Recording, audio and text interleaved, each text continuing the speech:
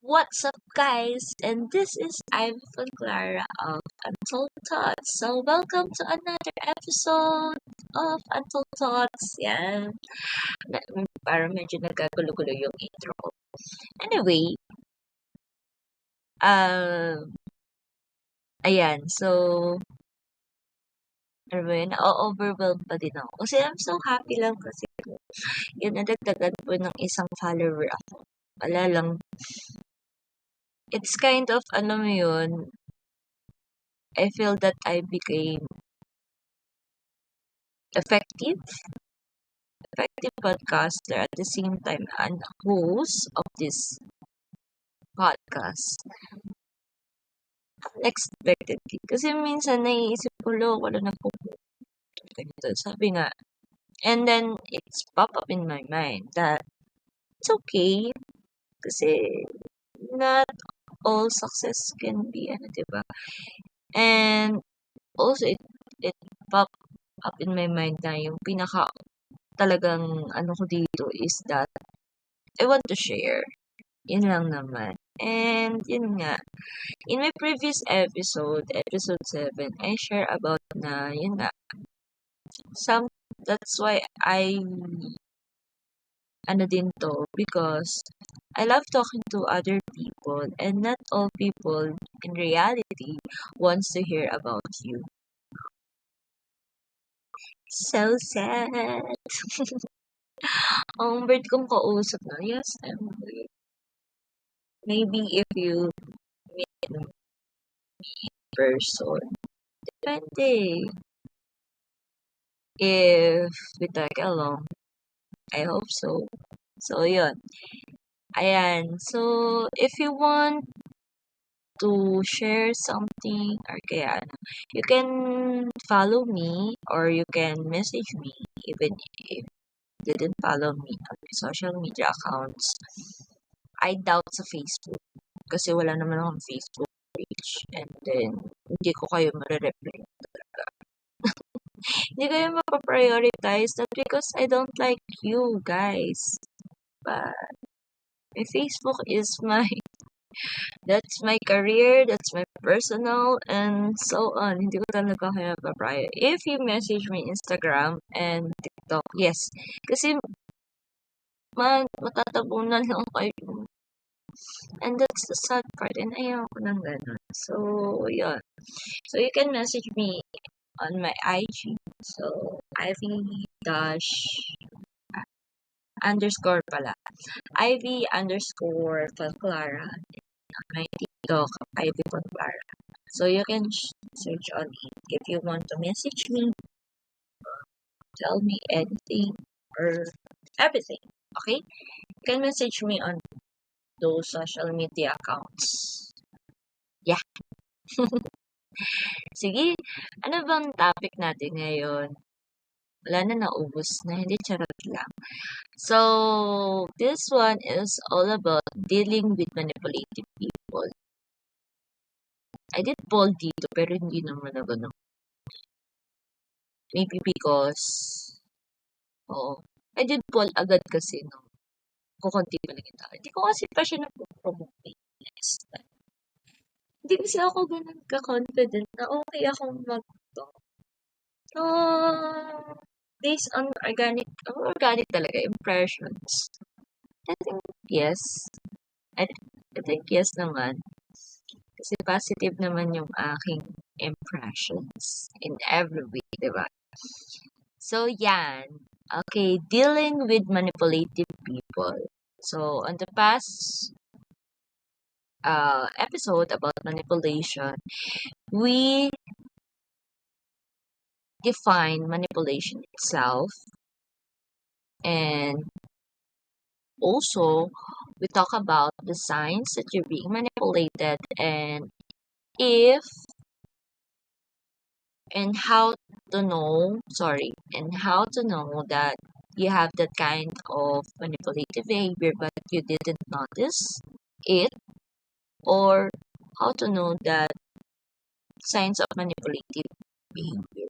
So now we will discuss about dealing with manipulative people. Ang daming manipulative people talaga. Like what I've said, manipulation is not just applying in intimacy, relationship between your partner, but it can be in your family, it can be in your friends, colleagues, and relatives, madami. Even your classmate, kasi baka may nakikinig na below ages nito. So, 18 to 25, 18 years old, nag-aaral pa yan. 22, nag-aaral pa. So, yun. Diba? It can be your classmates also. So, it depends talaga. Okay? It's not just about the intimacy relationship, about your partner. Okay? Sige, why do people manipulate others?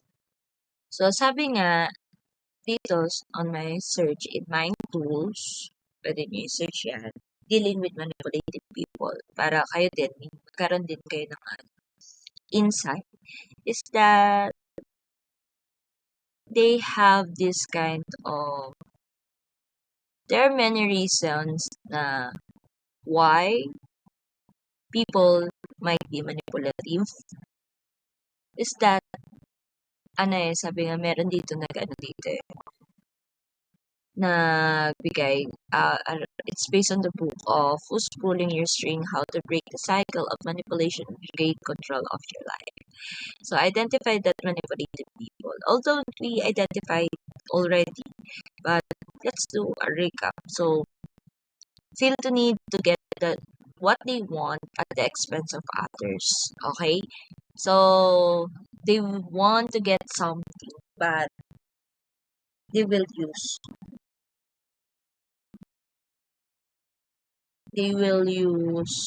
others. Diba? Yun yan. Para ma-satisfy sila. They don't care if the person that they use will be satisfied or not. Basta ma-satisfied sila. Okay? And next is need to have power and authority. Yun yan. And authority in their relationships. Okay? So, yun, nagiging dominante. Kasi nga, sila eh, they want to be, may paiikot sa aking palad. Ganong word. Mga ganon. So, yun siya. And of course, lastly, want to feel in control of their environment and other people's action. When they don't have this, they may get anxious. Nagiging anxious din sila. For example, hindi nila napasunod yung isang tao. Nagiging anxious din sila in that way. Okay? So, last, we already identified those manipulators. But, here, okay, this one. How we will deal with this manipulative people, dealing with it. Dito, sabi nga, being a victim of manipulation is often upsetting and emotionally draining, especially if it happens repeatedly. Yes, emotionally draining talaga siya. Kasi nga, papatanong ka na lang din, bakit nangyayari sa akin to? Hindi ko naman ginusto to. Hindi ko to deserve. Diba? Yun nga, emotional draining and trauma. Isa pa yan. So, use these 5 strategies to stop being manipulated. You can, i-share ko nga yung link. Nalimutan ko din i-share yung mga link na binabasa ko about this. Para din meron kayong insight, diba? Yun yung usually, if you are a new listener, ganun ako. So, I did research and parang research and review. Ganun. Okay? So, yan. So, number one strategy is that identify your weaknesses. Kasi, manipulators are often highly skilled at reading people. They look for specific weakness that can exploit. Kaya nga, sabi nila, don't let your weakness be shown off. Ganun eh. Don't let your weakness be shown off. It's okay to be weak. Wala namang masama dun if you're weak eh. Kasi you're human. You have a strength and you have weaknesses. So, yun ang ano dun. It's okay. Pero these manipulators, they are like a lion. They will read onto you. They will look for your weakness para yun ang gagawin sa'yo. So, you need to identify also your weakness. Ayan. So, manipulators are often highly skilled at reading people and they look for specific weakness nga kasi. And then, so, sabi nga ni Dr. Simon, identify the following character traits that make it easier for you to be manipulated. Ikaw mismo sa sarili mo, this is my weakness. I can be manipulated because of this weakness. Okay? So, number 1, you have a strong desire to please others without taking your own needs into account. People pleaser. Ayan. And another word, people pleaser. It's okay to please people. Pwede pala natin gawin topic to. It's okay to please people, but don't forget yourself. Yun nga yung laging kong sinasabi na magtira sa sarili. Kasi pag yung sarili mo ay nawala, I die or don't. Mahirap na. Okay? It will lead in different ways that you can't imagine that it happened to you. Okay? So, yon. And then second, you don't believe that the others would manipulate you or do you harm on purpose. Ito, don't be, don't be blind na hindi ka kayang manipulahin ng ibang tao or kaya kayang saktan on purpose. Kasi if you have that state of mind, ang mangyayari sa'yo, yung mga signs ng isang manipulation or kaya yung signs na manipula ka na is that bulag ka na din. In our life, may dadating at madadating na makakamit tayo ng mga ganitong tao. And also, tayo mismo din, pwede tayo maging manipulative sa ibang tao. Okay? So, yun ang doon. But, syempre, isipin din natin na we just need to be aware, not to become to have fear in our life. Hindi ka na naman. Just believe na others can manipulate you, can harm you on purpose. Okay? Hindi yung, ano lang yan kasi ganito, ganyan. Okay? Parang ito lang din. It's a little manipulation din. Ito, like what I've said, kasi nga So, teacher nga ako, and then, eto, may co-teacher lang ako. Nangyari lang din kanina. So, nagpahiram siya ng sapatos sa isang estudyante. And out of, alam mo yun, awa dito sa bata. And kabaitan talaga ng co-teacher ko. So, sabi ko, nagulat kami, bakit walang sapatos si sir? Napaka-imposible naman pumasok ng school, walang sapatos si sir at bawal yun. At the same time, hindi siya ganun kaganda tingnan. Ayun nga daw, nagpahiram siya ng sapatos para makapasok ng estudyante. Paano ka siya papasok sa manipulation? That student can be manipulative na, kaya ko to si sir. Hindi ko inana ang mga estudyante. But in that kind of little action, it can lead to worse manipulation. Diba? And then I told him, Uy, wag kang magpapaano sa mga bata. Kasi nagiging tolerable. Ang manipulation kasi is that in the small thing, hindi mo palang, basta in a wrongdoing, pag hindi mo yan inano, pag yan tinolerate mo, it can be lead to manipulation. Diba? Sabi ko nga, it can, in the small thing, it can be a manipulation. Hindi lang natin napapansin. Kasi ang bulag tayo. Okay. So, sinabihan ko yung co-teacher ko, sige, bibigyan kita monumento. Pero yung pag gaganon kong sarcastic, sabi ko naman sa kanya, huwag mong gagawin na. Kasi hindi matututo yung mga yan. Isipin mo, ilang taon na yan, nasa 20 plus na, ilang taon ka na din, halos magkakapares na, halos din kayo magkakalapit ang edad. Kailangan nilang matuto. Kasi kawawa yan pagdating ng panahon. Diba? Pag lumabas sila dito sa eskwelahan na to, ano mangyayari sa kanila? Wala. Diba? So, yun ang ano doon. Diba? And of course, eto, number 3, you find reasons to excuse people's poor behavior. Yun nga. Okay lang yan. Ano ba, kaganito siya. You don't know na, ako, ito ang pinaayawan din ng ibang tao sa akin. Kaya ako kantila talaga nakakausap ko ng ano.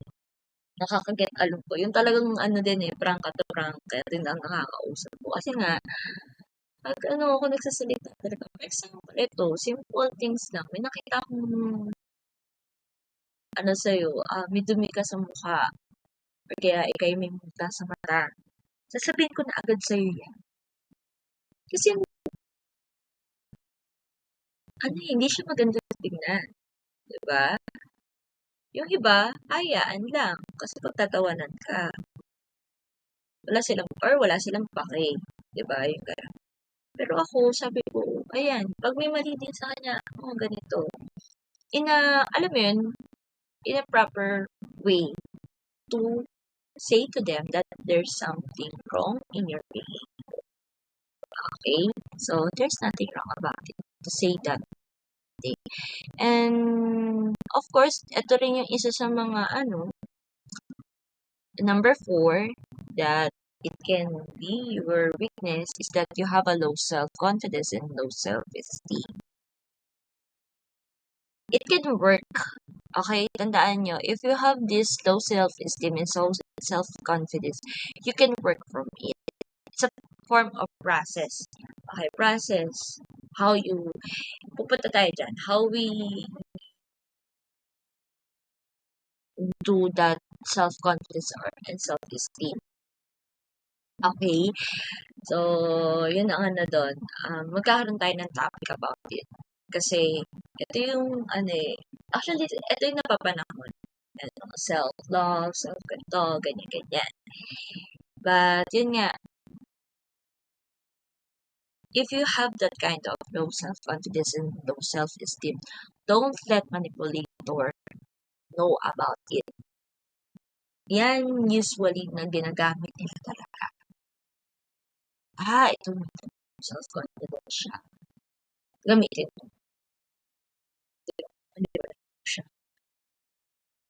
Mental, yun self-confidence. Okay? And then also, you are emotionally dependent on others. Bumabase ka sa ibang tao. Pag nalaman niyo na manipulation, okay, madali to. Ito yung isa sa pinaka talaga na dinadali ng manipulator is that you're emotionally dependent. Pag nalaman nila yan, ayan na, dyan ka na dadalikin. Gagamitan na nila yung iba't ibang tactics nila para dumepende ka din sa kanila. Diba? At mas dumepende ka sa kanila. Okay, so this one, consider whether you have any of these, then think about what you could do to deal with them. So, yun, you need to do to deal with them. Para at least in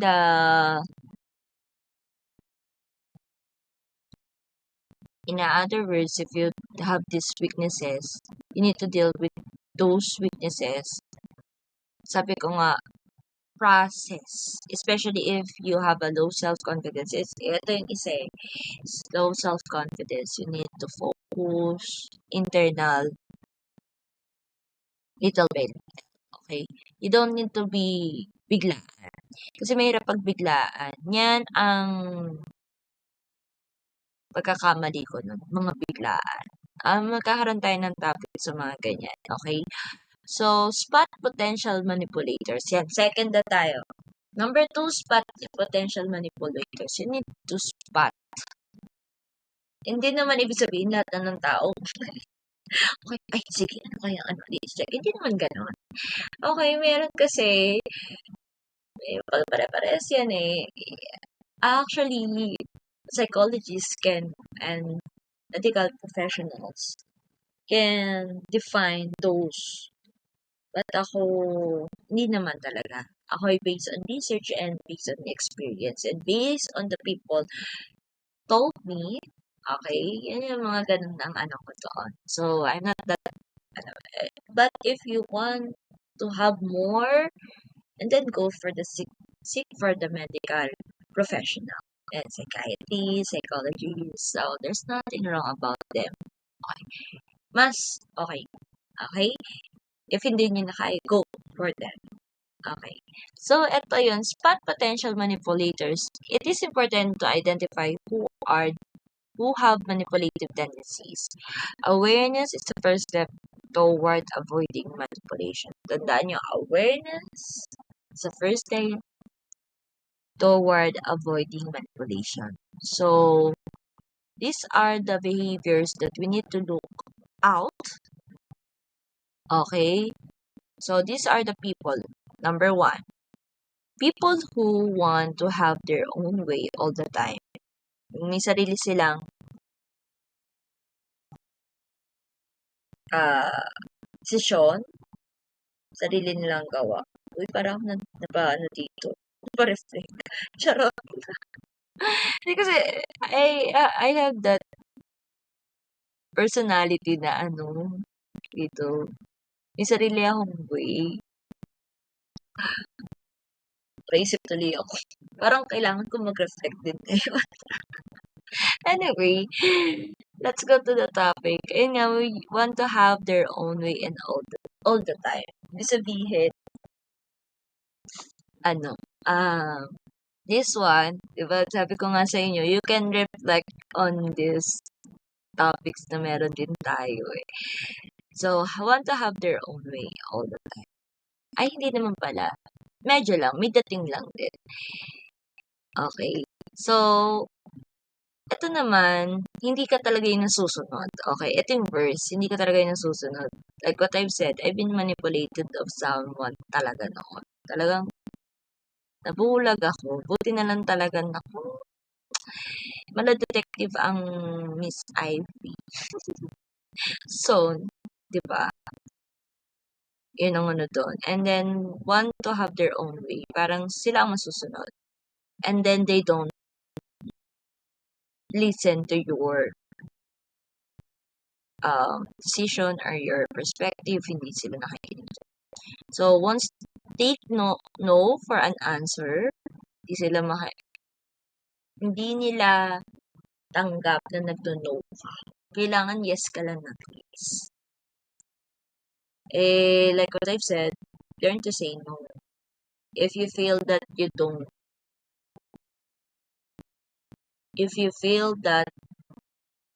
there's something wrong or you're uncomfortable about that situation. And then next, will stop at nothing to succeed. Diba? They will stop at nothing to succeed. Yun yung isa pa doon. And then, okay, isa pa is make excuses for hurtful or damaging behavior.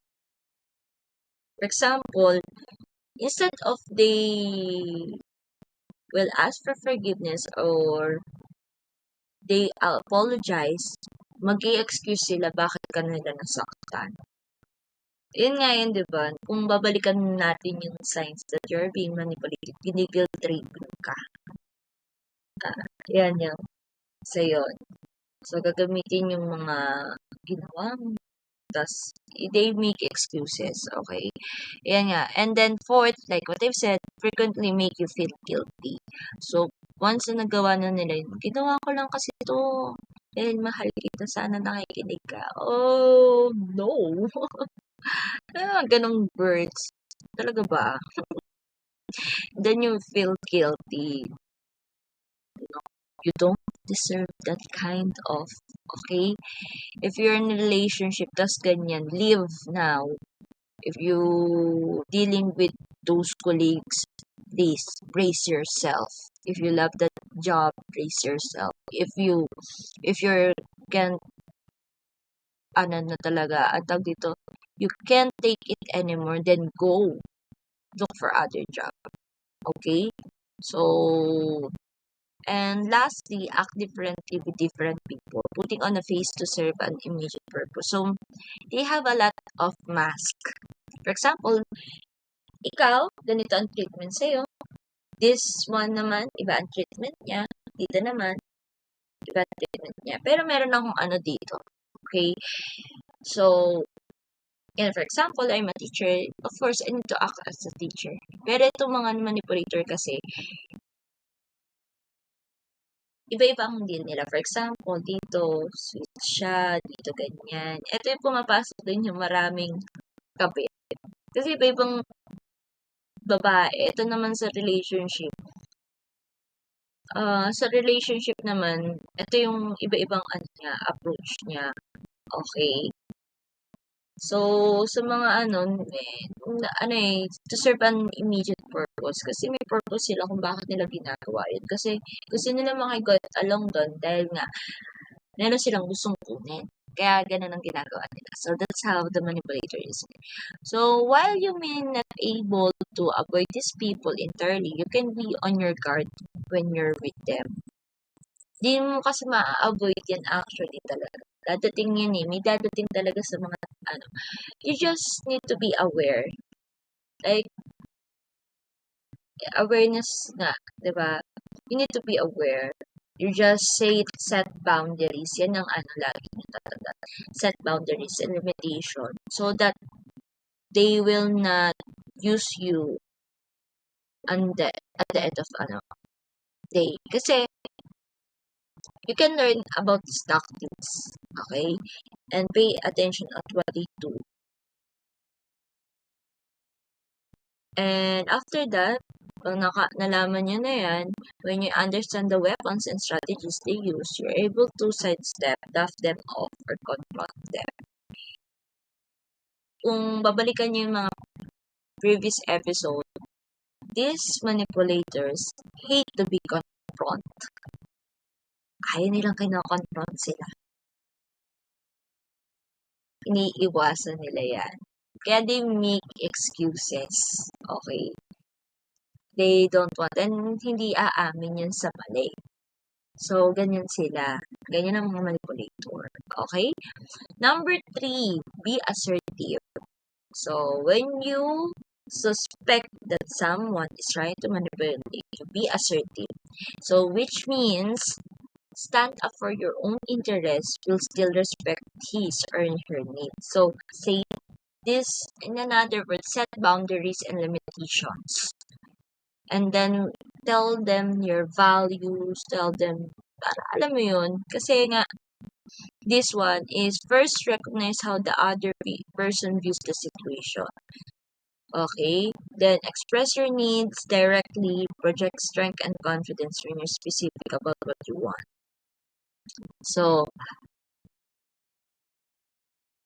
instead of, for instance, instead of you're taking advantage of me, you can say, I would feel taken advantage of it if I did that. Diba? Mas maganda kasi para at least, directly. So, malalaman nila, ay, okay. Kasi sometimes, these manipulators, hindi rin nila alam. Meron kasing iba na they are not aware that they become manipulative. So, may iba dun. Pero yung iba, talagang they are in purpose that they want to be manipulator. Okay. So, yun ang doon. So, there's a tip that can might suggest to you.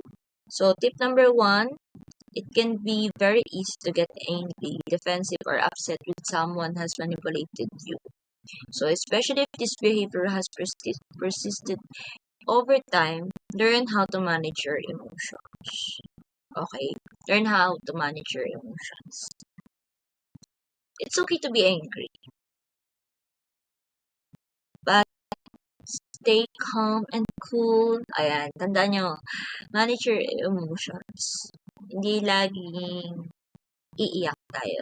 It's okay to cry, but sometimes isipin nyo, are they worth of my cry, of my tears?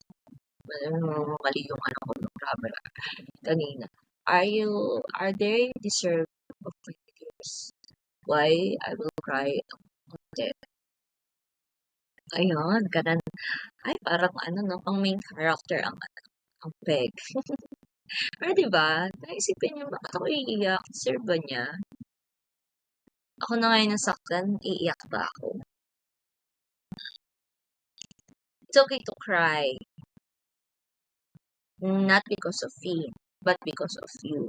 You self, because of you. You're, iiyak ka kasi, oh my goodness, why did I this? But you're crying because of him? No, don't. Him or her, the one to manipulate you? No, no, no. Okay, learn how to manage your emotions. Pwede pa naman yan gawin eh. Ibig sabihin mo sa akin na sensitive akong tao. You can manage it one by one. Okay? At the end of the day kasi, ikaw pa rin at ikaw pa rin talaga makakatulong sa sarili. So, number two, in the heat of moment, it can be, in tip number two, ito yung tip number two. So, it can be difficult to identify whether someone is manipulating you. So, if you're unsure, some time on your own to think about the situation so that you can formulate a response. Maybe nangyari to sa inyo yung situation na to. Then, okay, nangyari na lahat. Then afterwards, parang nagkaroon ng second thought. It's okay. Then pagdating mo sa bahay, do a reflection. Kung tingnan mo kung okay ba yun. If not, and then you find out that, ay, there's something wrong. And then, pag nakita kayo at ginawa niya uli yun, you know how to deal with it. Okay? So, yun ang ano doon. Ayan. So, number four. Number four na tayo. Step. So, how to deal with people. So, identify and set personal limits. Yan. Yan sinasabi ko. Setting boundaries. So, it can be useful to keep journal of your thoughts as you go through this process. Writing down the boundaries that you're comfortable with all will help you think about situation clearly, strengthen your boundaries in your mind, and provide a healthy outlet of your feelings. So, setting boundaries and draw a line in the sand. Kasi pag inano mo yan, nag-set ka ng boundaries, hindi ka nila basta-basta manipulate.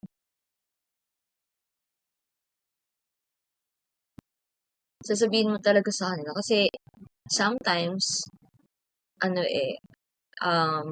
this one, pag wala kang boundaries, talagang sila ang magsiset ng boundaries para sa'yo. In a way na you are like a puppet to them. So, you need that you need to set your own boundaries para hindi ikaw yung gawa nila ng boundaries para paikot-ikutin ka. Okay? So, yon. And then, of course, number 5, lastly, stay focused. Stay focused. When you stand up for yourself, manipulators might use evasive or diversionary tactics to confuse you, weaken your resolve, or throw you off track. So don't let them distract or sidetrack you. Stay focused on the issue that you want to address. Stay focused. Kasi these people can confuse you. Especially if you're in love and relationship. Ayan, yung mga walang label. Punta tayo dyan sa mga walang label. Susunod. Ang dami pa naman natin topics eh. So, medyo mahaba-haba pa to. So, yan yung mga ganyan. Is that Don't let them instruct you. Kasi nga, they will use these tactics to confuse you. Okay? So, nangyayari, papaisip ka na lang lagi hindi na nga 2 beses ka na mag-iisip eh. 3 beses na, 4 beses na. Di ba? Isipin mo yung mga pwedeng mangyari, ganyan-ganyan, bakit ganito, ganyan-ganyan. Di-distract ka niya. So, stay focused. So, yun yung doon. And then, yeah. So, that's the 5. Okay? Tapos, meron silang mga tips. Akong bigay dito. And also, the tips ng how to deal with people. So, this one, okay? So, for recap, number 1, identify your weakness. Number 2, spot potential manipulators. Number 3, be assertive. Number 4, identify and set personal limits. And number 5, stay focused. I hope that it will help you and everyone will help this dealing with manipulative people. Okay?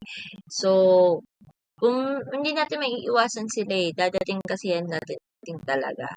And sometimes these manipulators, they don't know that there are some instances that they don't know that they manipulating people. Okay? But there's a lot of manipulators that they know that they will manipulate you kasi nga nag-take advantage sila sa iyo. So, may nakukuha sila kaya wala ka nila. Okay, so that's it. And I hope it will help you. And I hope it will boost your confidence, your mind, state of mind about about this topic that we discussed today. And yeah, that's it. And thank you everyone. And stay hydrated because it's too hot. Grabe yung init dito sa Pinas ngayon. Sobra. So, 38 degrees Celsius ko po. So, stay hydrated and yeah, stay focused. Yun yung last na stay focused and yeah. So, that's it. Okay, so see you on the next episode of Untold Thoughts by Ivy Podclara. Bye, everyone. Thank you.